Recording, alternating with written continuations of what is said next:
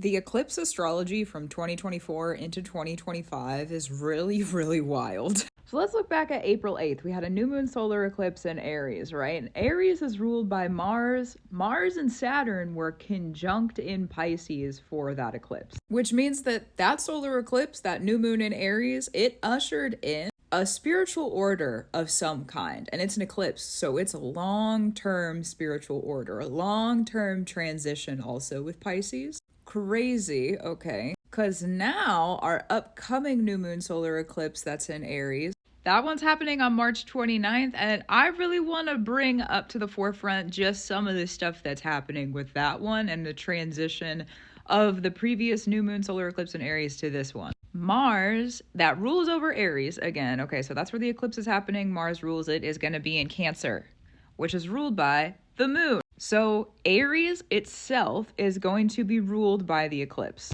because Cancer is ruled by the moon and it is an eclipse. So Mars is going to be ruled by an eclipse, which rules Aries. So Aries is ruled by an eclipse. It's crazy. Not only is it crazy, the North Node that rules our eclipse cycles, the lunar nodes, the North Node is going to be in Pisces. And it's going to be conjunct with, guess what planet? Saturn. It's going to be conjunct with Saturn, and it's going to be conjunct with a Venus retrograde, and it's going to be conjunct with Neptune. Oh my gosh. So if you're looking at the new moon solar eclipse that happened, because I know for me, that solar eclipse that happened on April 8th was like, my eyes were open to a lot of stuff. Okay. So if you're looking at what happened on that solar eclipse, the new moon solar eclipse, April 8th, and really remember for yourself how important that day was for you and why was it important. That eclipse was power packed for a reason. Mars and Saturn were conjunct, and it was spiritually conjunct. It was spiritual messages of a new beginning. It's Aries. It's the start. It's the primal fire. So there was all these spiritual beginnings, spiritual informations that were helping us to begin. It was a spiritual activation. Could have also been a form of initiation, if that's something that you offer to yourself and work with in your practice. An initiatory experience, okay? So coming up, March 29th, that new moon solar eclipse that's happening in Aries, we're already transitioning into the next lunar nodes. So we're already kind of moving forward, moving on. But because even though the eclipse is not happening in Pisces,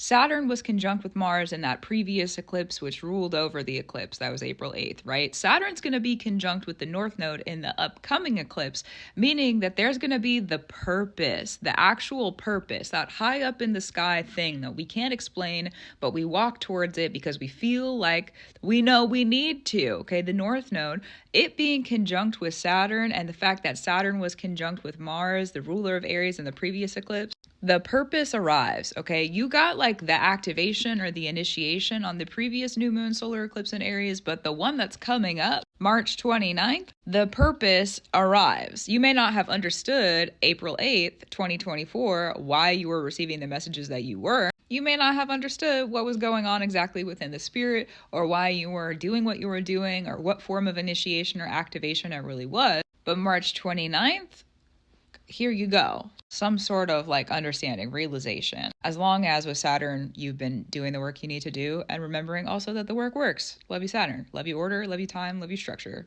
That's true. And with the Venus retrograde, which I don't know if you remember, but the last Venus retrograde, the most previous Venus retrograde that we had, was basically, it was like a couple days off of when the lunar nodes switched into Libra and Aries. The connections are connecting, okay? And that's going to be conjunct with Neptune, which is at 29 degrees in Pisces, and passes into Aries where the eclipse is happening the next day on the 30th of March. You're kidding. You're joking. There's about to be a huge activation.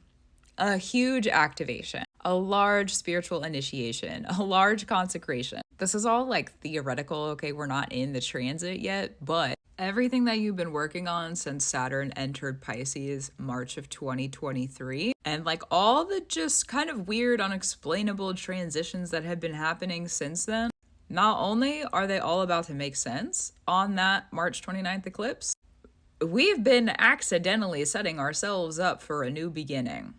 And I say on accident because Pisces is very blinding. It's very, very blinding. We're not supposed to be able to see even like a foot in front of us sometimes. Blinding. Do I know exactly what's going to happen?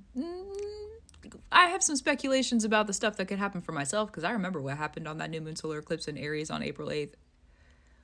What? A reinitiation of that? A reactivation of that? Crazy. That's crazy. So just keep your sights about it.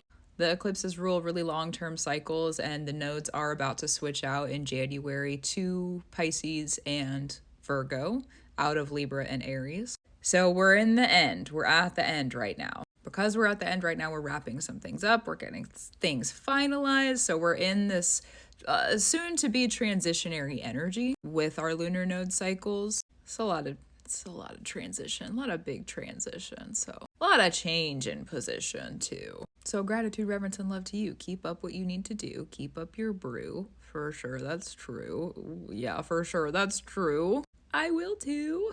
But yeah, some like bigger picture long-term updates, because I was looking into the eclipse stuff last night for personal reasons and like getting myself prepared for the eclipses that are to come next year. And I literally, no joke, my jaw dropped. I was like, Saturn and the North Node and Venus retrograde and Neptune. What? But that's what we have going on. So the Neptune conjunct Mercury retrograde for that eclipse. We're actually going to be able to talk about those spiritual purposes for the first time in probably a while. That's crazy. Plus, Mercury retrogrades are a time where we can bind up verbal contracts. But probably more on that another time. Okay, that's it. I'm going to go. And I'll talk to you soon. That's true.